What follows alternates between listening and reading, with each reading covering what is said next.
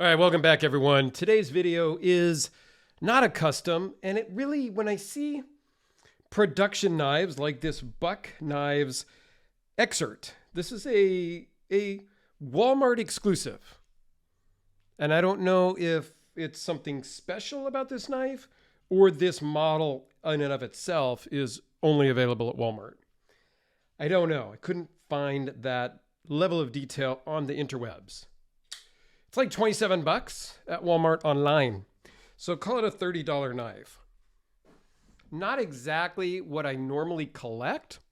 And this is not mine. This came to me from Alex over at Alex's Knives and Such YouTube channel, which I'll put a link to his channel down below if you would like to go check it out. It's a lot of production knives. I've loaned him some stuff. He's loaned me some stuff. He's a good kid. I like him. So almost centered, just a hair off. I didn't want to mess with.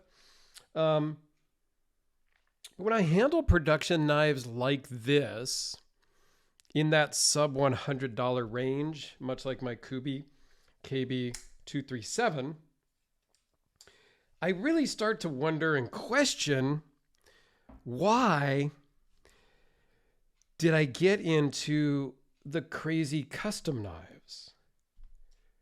Don't get me wrong. I absolutely love the Hellraiser lineup. I've become really good friends with Ed Kim, the maker.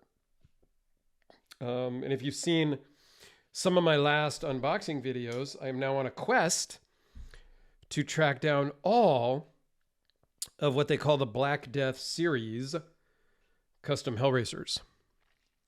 More on that later. And you can go watch that video, and I'll try to link that at the end. So you can go watch that, or my last live stream, we talked about it as well. But when I handle such good production knives that feel great in the hand, super affordable at $30, $40, $50, I question, why did I get into the $2,000, the $3,000, the $5,000, the $10,000 knives? And yes, I have 5-figure knives. Several of them. And that's not to brag. That's just to explain that I'm completely and utterly fiscally irresponsible in life. Although my car is paid off. I drive a 2013 Ford Focus ST that I'm not driving right now because of my illness. So I'm not driving. But I did actually just pull the battery out of it today because it needs a new battery. So I'm going to try to get that this coming week and have my son come and take it for a smog check so that it can be all legit. But nobody came here to talk about my car. You're getting almost the same bang for your buck. And this might be a totally different video that I should do, kind of comparing the $30 knife to the $2,000 knife. Maybe that's a different video. I don't want to get too involved in that right now because I didn't really take notes to talk about that topic right now. But when I handle such good knives like this, it makes me question the custom, not the custom market. There's always a place for that, but you know where I'm coming from. You get the gist of what I'm talking about, but that's a different video. Let's talk about this guy. It's just a hair over 4 3/4 closed. Overall's 8 1/4, 3.4 inch blade with a 3.11 cutting edge, 0.023 behind the edge. Blade thickness is 0.123, and it is 420 HC blade steel, which is right in line with the budget steels. Nothing wrong with 420. Is it going to keep an edge as long as Magna Cut? No. Is it going to get quite as sharp as maybe 154 CM? No. Does it have the toughness of 3V? No. But for your typical EDC folding knife, you're good to go. This thing weighs in at 4.5 ounces, which is very reasonable. Nice, just kind of bent steel clip that works really well. I love these style clips. They just work in a variety of pockets. That's the beauty of this. You get into this type of a pocket clip. If we zoom in even a little bit on both of these. The Hellraiser pocket clip works in a lot of my jeans, but not in others. And I'm kind of going through a phase right now with having different jeans. I'm trying you might have seen commercials for the Perfect Jean, TPJ. You know, they're okay. They stretch a little bit and whatnot, but they're the seam or that hem, the opening of the pocket is rather thick. And so a lot of the knives that I normally carry at every price range just don't work in that pocket very well. So we have a liner lock here, which I do like liner locks. It makes it very clean on both the lock side and the show side.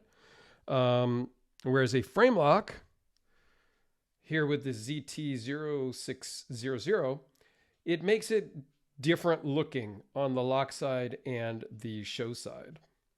So the liner lock is a cleaner look, which I do like. One thing I really like about this is this black part of the scale on both sides it's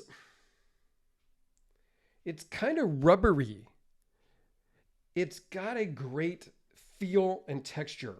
So you've got some grip here, and even there where the logo is, it's got some grip. And then back here, you also have grip. This thing is not moving.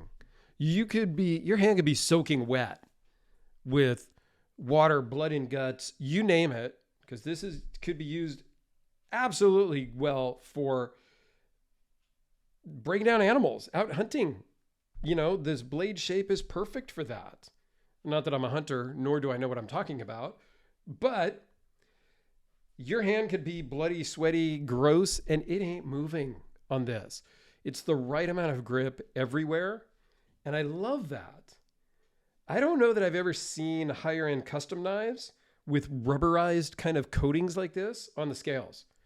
And quite frankly, that's a shame, because I think I've had other production knives and stuff that have been like that, and I really love that grip. It just feels so good. Here's a couple of size comparisons with the Sharpie, the Kubi, your Spyderco Delica, probably things that you're familiar with size-wise. Here's a couple of other things that I know you're going to know. The D-cell battery and a AA battery. A lot of times I pull out other knives and I see other reviewers and YouTube people doing that with knives. Like if I pull out this Hellraiser and do a size comparison, most people are going to be like, dude, I've never seen a Hellraiser in person. I can't relate. So I try to pull out, the Sharpie, a pencil. Used to use Oreo cookies a lot.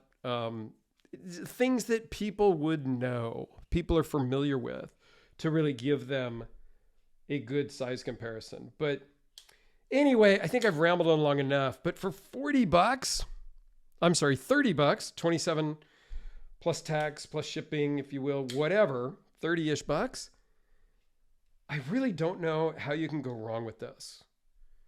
So this is up there, when people come to me and say, hey, what's a knife I should get my buddy who just wants to get into knives? The first thing I come up with is the Kubi. G10 scales, D2 blade. It's a flipper.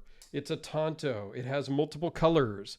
You can get it with a black blade, with a satin blade, green, brown, different colored scales. There's a lot of options. And it's like $45, $50 on Amazon. It's kind of my first go-to recommendation.